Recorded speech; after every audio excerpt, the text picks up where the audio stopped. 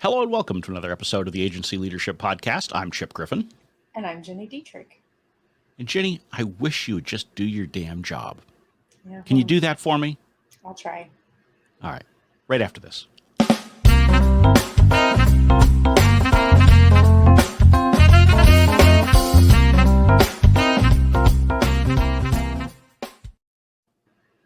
mean, Ginny, it's important for you to stay in your lane. Just stay. Why are you always trying to tell me how to do what I do here on my end? Just let me do my thing. There are so many things going through my head right now, and I'm trying very hard to use my filter. Filter. That'd be a first, so yeah. I know. But I just did a 6-hour virtual media tour, so I'm tired. So I'm filtering. Okay. Yeah, that's probably a good idea. Because, as you know, I hate to edit, so. You do hate to edit, yeah. Yeah, so whatever you say, it's going out. Maybe I should change my mind. No filter. Well, while you're thinking about your filter, I'll tell listeners what we're actually talking about today, because we're not really going to talk about keeping me Ginny telling in a you box. how to do your job. Yeah. Yes. Yeah. Because nobody keeps Ginny in a box or a corner or whatever that thing was. Oh boy. Yeah. See? Little pop culture there from 40 years ago. Yeah. Shows your age, but okay. Uh-huh. Yeah, I'm sure our younger listeners will get it. Anyway, so this is, speaking of aged people, we're going to talk about David C. Baker. No, I'm just kidding, David. So when you hear this. I did not agree to that. I did not agree to that. No, David, we love you. We're just having a little bit of fun. I had to think of a way to take myself out, and well, you were next in the line of fire. So anyway, all right.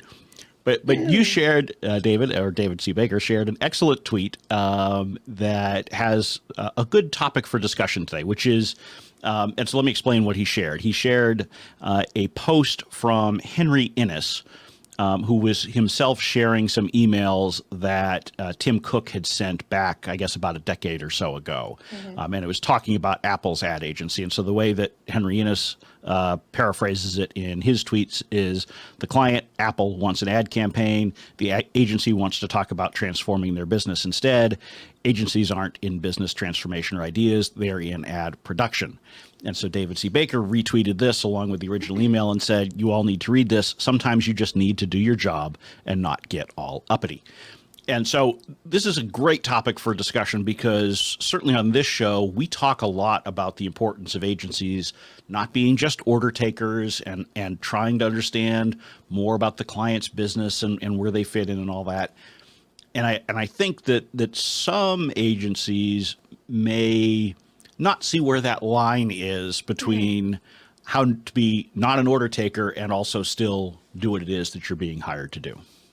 Yeah, first of all, I think it's a little bit challenging because we do talk about things like not being an order taker and having a process and things like that. But you also have to be flexible. So, we've talked about the fact that my agency has a 2-day strategic planning process. And we do that. I mean, certainly a strategic plan comes out of it, but we don't do it for the strategic plan piece of it. We do that to get really deep with our clients really fast and to build trust with the executive leadership team in a way that gets us off the ground and started off the ground and running really quickly, because you spend 2 days with them and you ask really smart questions and you get to know, them and the business and what their goals and aspirations are and all that. Certainly the end result is a plan. But I've had prospects say to me, this is great, but we just went through this with another company and we don't want to pay for a strategic planning process again. So can you use what's there? And usually we say yes. Now we may still require a 2-day something, to get out of it what we want. But I think that the point is that you have to be flexible to what the prospect wants or needs, because you can't just say like, well, I'm sorry, you just paid for a strategic planning process, but that's our process. If you want the business. If you don't want the business, that's a different thing. But right, and you have to be clear about what it is that you do for your clients and set those expectations up front. Don't come in as an ad agency, for example, and then sit down at meetings and say, okay, well, we want to talk about how you do your production line or something like that, right? I mean, Right. if you I want mean, to be yeah. if you want to be a business consultant, great, do that, but don't masquerade as an ad agency that is really doing business consulting, or vice versa. Yeah, I think that's a really good point, because that was in part of the email. It talked about, they went to their agency and said, we're launching this. We have this. We want this ad campaign. This is what we want. And the agency was like, great. We want to talk about your business and why it's being poorly run and how we can help you transform it. And they were like, we just want an ad campaign. What? Right. And in fact, the email specifically says, instead of getting charged up to do great work on an iPhone campaign for us, they came back and asked to be able to talk to us about how much Apple needs to change as a company, corporate responsibility, greed/margin, channel strategies, sales, etc. I can't even imagine doing that. Right? I mean, even with clients that I have had a great long-term relationship with, I can't imagine coming in and saying, okay, well, instead of this, let's talk about that, right? I do think that you need to be willing to question what the client is asking you to do so that you understand if what you're doing is actually going to help them achieve their results, right? So that is, in no way am I saying that you should simply take orders and charge forward with exactly what the client has asked. But if the client is asking you for an ad campaign to launch the new iPhone, keep the discussion focused around that. Understand how the ad is fitting into that and whether this is the right ad, the right campaign, all of those things. Absolutely. That is within your wheelhouse. That is within the remit that, whether the client believes it or not, they have given you. And so you should not agree to do work that is not going to achieve their business objective. But saying, you want us to promote the iPhone, we really think we should be talking about corporate social responsibility. That's taking you into a whole different place. And it's the kind of thing that will tend to irritate clients very quickly. And it's okay for you to note to them, perhaps, we're doing this. We have noticed this. We think that you should be looking at this, whether you look at it yourself or, we can talk to you about it because we have experience doing ads on CSR or whatever. Fine. Right. But don't try to pivot the whole conversation. Flag it and focus on what it is that you've actually been asked to do. Yeah, I would agree with that. And I think I've mentioned here before that I'm serving as the interim chief marketing officer for a client right now. And being on the other side of the agency world is fascinating because, and I've learned things that we do or have done that I'm like, oh, that doesn't work at all for the client. Even just the way that you think you're really clear about the proposal and the financial structure and all of those kinds of things, and you send it across and they're like, I don't understand. We're working with an agency right now that they keep sending us revised cost estimates, and I'm like, I don't understand what you're telling me, because they'll have the original price and then they cross it off and put a new price and then cross that off and put a new price, and I'm like, I don't understand. Right. How much does it cost? I just want to know how much it costs and right. what I get. That's it. Yes. Right. Well, and it is. I think it's hugely valuable if you're running an agency to have had some of that client side experience so that you can see how some of this reads. I mean, I know a lot of the practices that I had when I was running my own agencies was informed by the relationships I had with agencies that I worked with. And in fact, even while I owned my own agency, I also had another business where I was hiring agencies. So I've seen both sides of this, and you can really figure out some of those things that are just irritating. Like in the earliest days when I first started my agency, one of the first decisions I had in the late 90s was I was not going to charge you for faxes or photocopies or any of that kind of stuff. Because on the client side, I hated getting those damn invoices every month where it itemized how many pages of faxes had been sent. Right. And for you kids out there, faxes were pieces of paper that printed out of your printer automatically, basically. Anyway, Google it. I'm sure YouTube has some video for it. But but people used to charge you like $1 or $2 per page of, which was crazy because it didn't cost them that much to actually send it. Anyway, yes. So those little things, but as you point out, there are some of the bigger picture things strategically, like how you present pricing and how you present your statement of work, that you will change if you've been on the receiving end of them. because you understand how it's being viewed, and you need to be thinking about that as an agency. How is your client perceiving everything that you're saying and doing?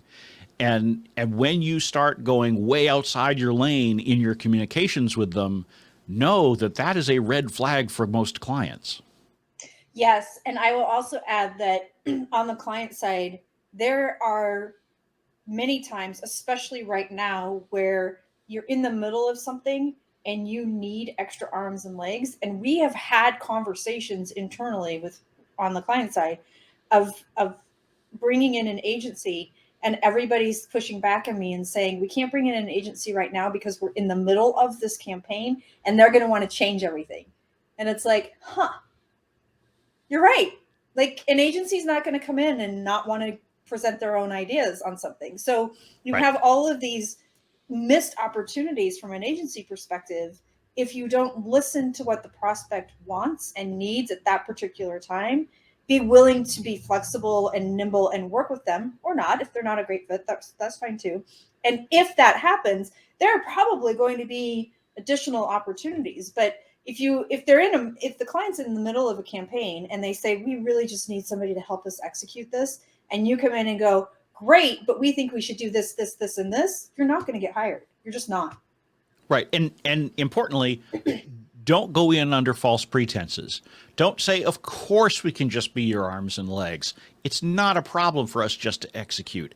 And in your mind say, we're really just getting in the door, and as soon as we get in there, then we'll start rooting around and do what we really want to do. No, I mean, that, because I've had that happen too. I mean, on the client side, I have hired agencies. I was clear. I'm looking just for arms and legs. I need more bandwidth than I have, but we've already got the strategy in place, and it really is just executing on it.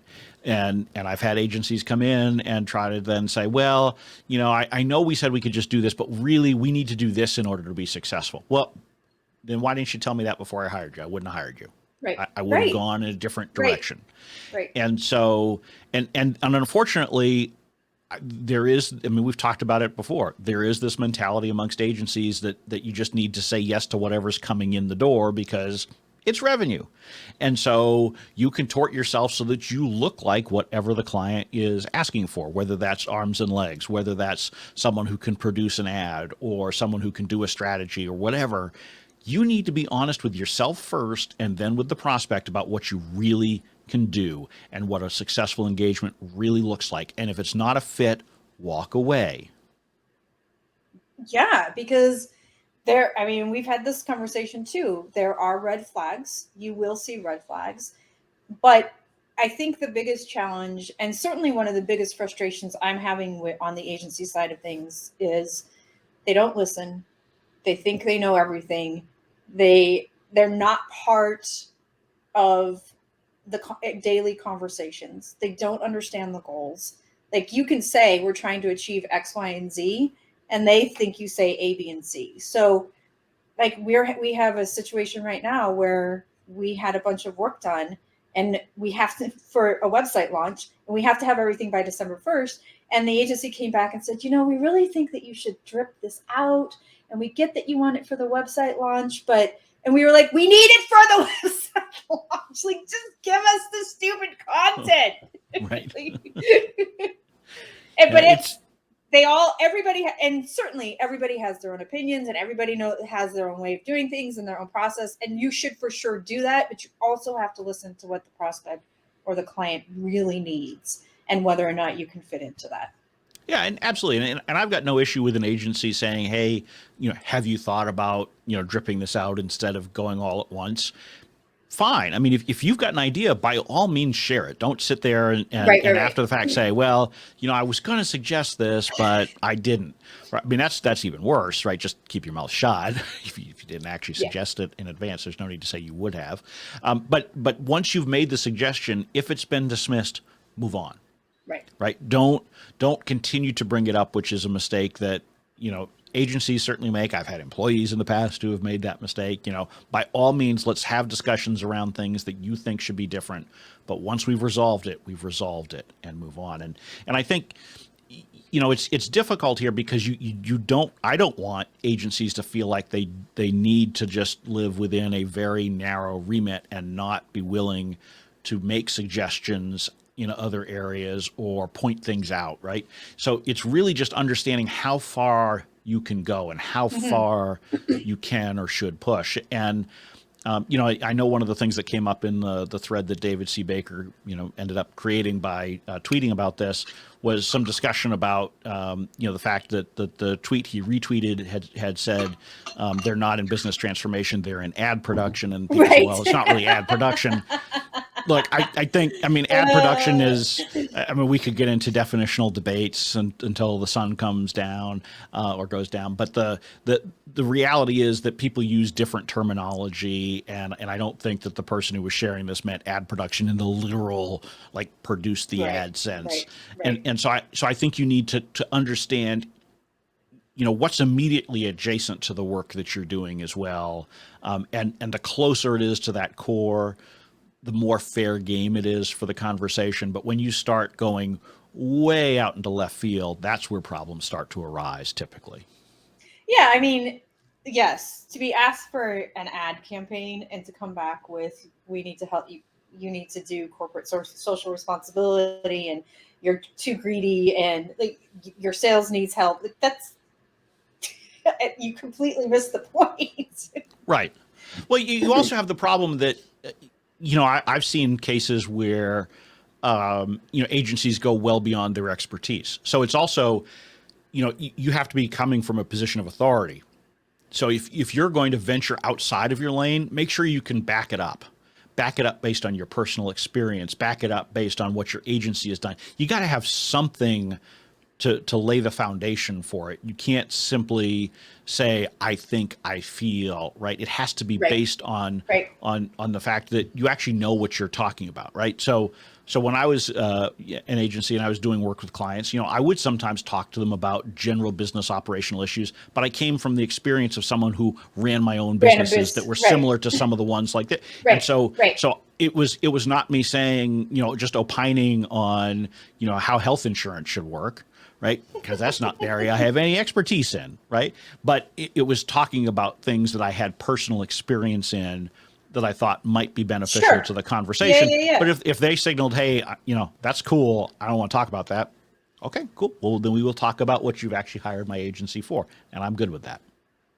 Yeah. And I agree with that. I think that especially for agency owners, we get in a position with our clients where we are talking business because we're both business owners in many cases, right? Or we've both led teams or whatever happens to be. So I think those opportunities come up just because there's similar experiences and similar capabilities and all those kinds of things. But if I, as a digital communications firm owner, went in and said, oh, I can help you restructure your sales team.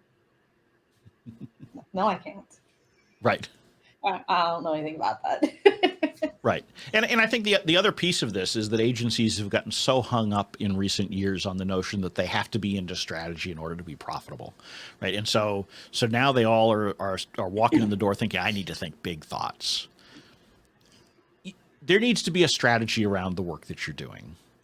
You need to think big thoughts. Well, you see this, right? I want to be paid to think. Well, okay, cool. But at the end of the day, most clients aren't going to pay you just to think. Nope. They kind of want some deliverables too. And so to the extent that you're providing strategy, it needs to be layered on top of, integrated within all of the other work that you're doing. Absolutely. If you take the strategy and you put it in a whole different area and you try to focus on that and say, yeah, sure, we can do the implementation too. That's a whole different kind of business you're running. And it can be successful. There are businesses out there, agencies, that are primarily strategic and do very little on the execution side. But the problem is when you come in the door with the client expecting one thing and then you're trying to push the other. So if all you want to do is strategy, if you want nothing to do with execution, cool. Say that up front. It's like, again, going back to David C. Baker. In his own business, he talks about the fact that he engages with agencies once. or primarily as a project to talk about their positioning and things like that. He's not, how does he put it? I don't want to be an occupying force, I think is the way that he puts it. And so he doesn't do some of that integration implementation type work that some of the rest of us do. And that's fine. He makes that clear from the get-go. He doesn't set up the expectation that he will continue to work with you on. His focus is, here's the plan. We can revisit this, every year, 2 years, whatever, and figure out, how you need to adjust. But I'm not going to be there on a day-to-day basis. If you're an agency and you say, I'm willing to be arms and legs, and you only want to talk about strategy, you only want to talk about CSR, that's a problem. It's a big problem. Yeah. Yes. And I think in some cases, agency owners have gone to the extreme. I mean, the Apple example is a great example of that. It's a great example of that. And some of the things that I'm experiencing as a quote unquote client, I'm like, but I will say that I think you're right. If you have the opportunity as an agency owner to work inside an organization and you have not done that yet, like this is the first time I've ever done it. I've never worked inside an organization. I've always worked for agencies. It's fascinating because you're like, oh, I do that. And it doesn't make any sense. It makes no sense. And then you, as the agency owner, you're frustrated because you're like, what do you mean it doesn't make sense? And the wires are completely crossed. So it has been interesting from that perspective for me, just because I do see many of the habits I think that many agency owners have, that we all tend to have, and they don't work for the client. They just don't work. How much does it cost? What do I get? Right. I mean, it really is that simple. And yes. And it is amazing how much more complicated some folks make it. And at the end of the day, and part of this comes from this whole mantra that, we need to get away from selling time as agencies. Guess what? Clients are buying time, right? At the end of the day, they are buying your arms and legs. They are buying deliverables. They are not buying pie in the sky. Nope. And their expectation is to know what they're actually getting. Yep. And if you're producing results, then you can charge premium prices. And if you're not producing results, you're not going to last very long. So there's that. Amen. So, yes, and listen to David C. Baker, pay attention to that, do the job that you're asked to do within reason, and you will win. Or walk away from the business. If it's not, or walk away. Walk away. Right. Yeah. Walk away. Yes. There's nothing wrong with that. Nothing wrong with that. And with that, we will walk away from this episode because we're going to stay within our lane of a 30-minute or less podcast. So, with that, I'm Chip Griffin. And I'm Gini Dietrich. And it depends. Thank you for listening to the Agency Leadership Podcast. You can watch or listen to every episode by visiting agencyleadershippodcast.com. The Agency Leadership Podcast is distributed on the FIR Podcast Network.